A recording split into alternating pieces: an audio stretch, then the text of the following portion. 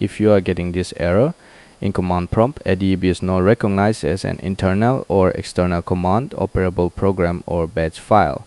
Don't worry, the reason is simple. It usually happens because ADB is not installed on your computer.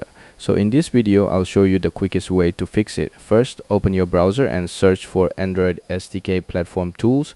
Open the first result from the Android developer website, then click download SDK platform tools for Windows.